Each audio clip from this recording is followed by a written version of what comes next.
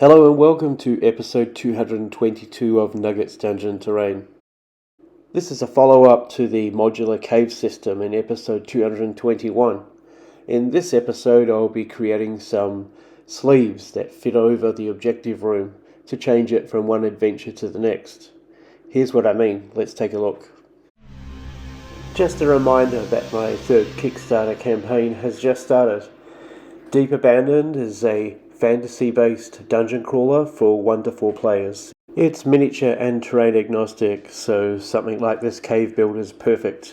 The first sleeve is a mined wall. When the players get to the end of this natural cave system, they discover that someone else has been here and dug away, perhaps looking for precious gems, but nothing remains but this mining site.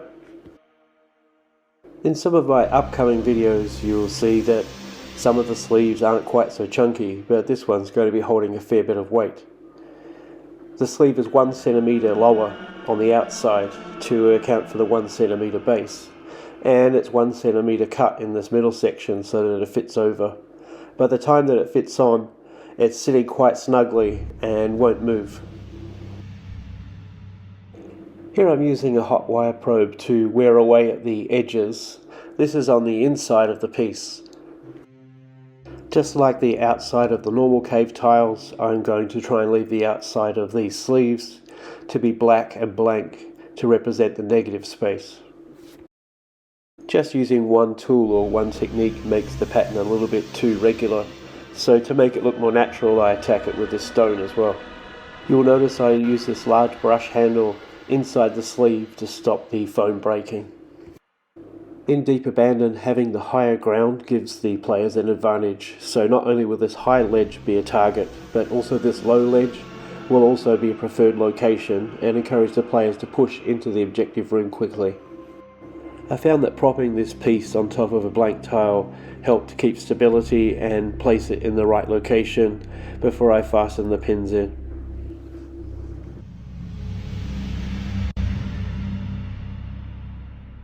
I'm now using strips of balsa to create some of the scaffolding that the miners would have put in place so they could get up and down this wall that they've cut.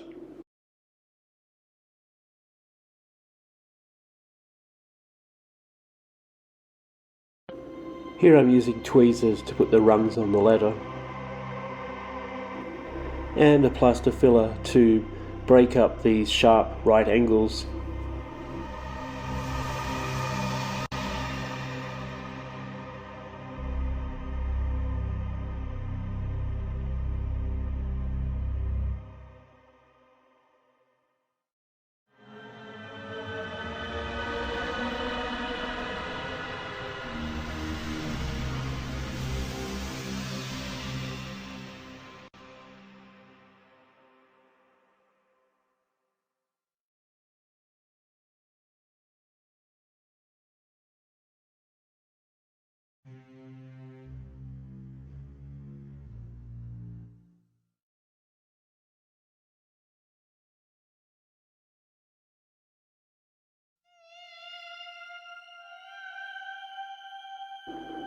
The mouth of the lair is kind of a cave within a cave. The adventurers get to a certain point and realise that venturing on from here is going to be extremely dangerous. Something lives inside here. This sleeve has a thinner back. Models will not be sitting on top of this area. To give a rounder form faster, I'm going to add some alfoil. Then I'm going to start using the hot glue to coat this area.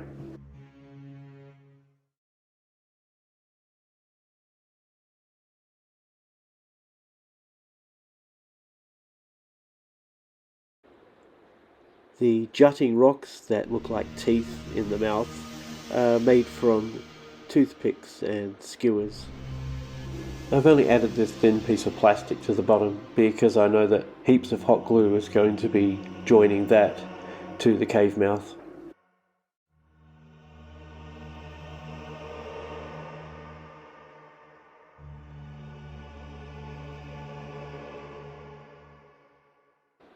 Question: what's scarier than facing a giant monster in a cave? Answer: finding out there's one behind you as well. These models are from Shadows of Brimstone. The thing I like about Deep Abandon is that I can take my favourite minis from my different board games and combine them in one game.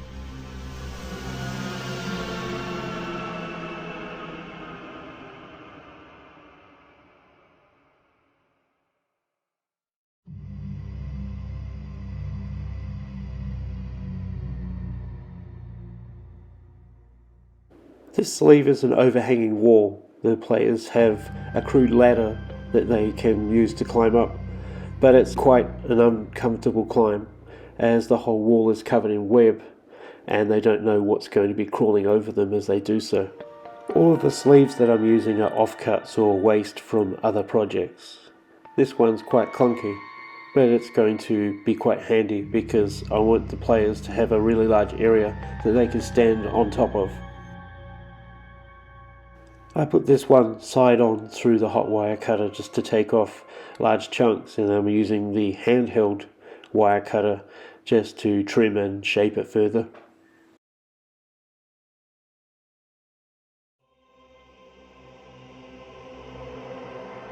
I want to put some webs in here, so I'll need lots of small nooks and crannies to be able to join it onto. The thin plastic base is going underneath the front section, but I have to make sure that it doesn't go over the sleeve hole, otherwise it won't be able to fit on top of the wall.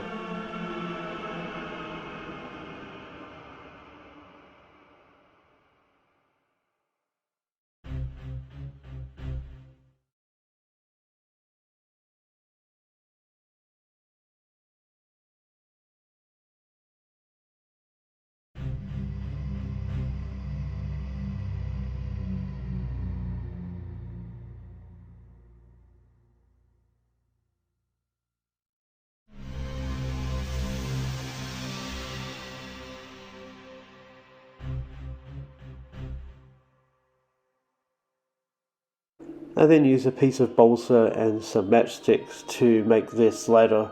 Basically it's a pole with small handles jutting out from the sides.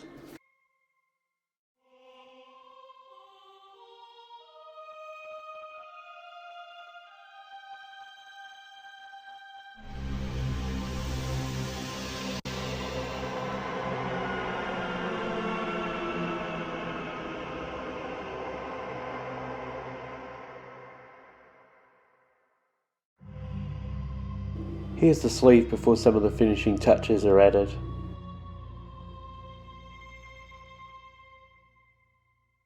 And here's my special helper who helps to tear up the dryer sheets.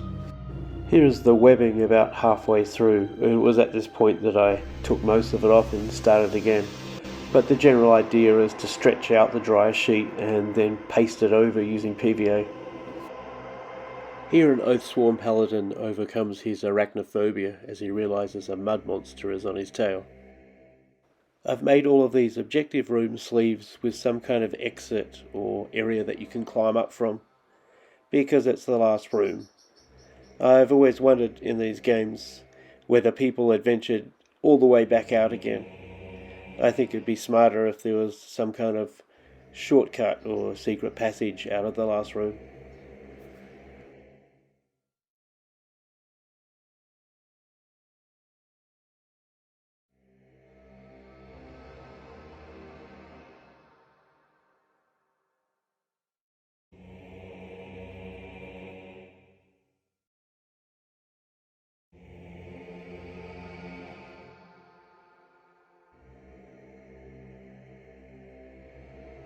You may have spotted in the last video that I also had a cave entrance, just to set the scene. It's a starting room in Deep Abandon that no enemy are deployed in. Let's take a quick look at that one as well. In the world of Deep Abandon, heroes are outlawed and adventuring is banned. So caves and other places that hold dark secrets have been fenced off. That's why there's a keep out sign on the front of this one.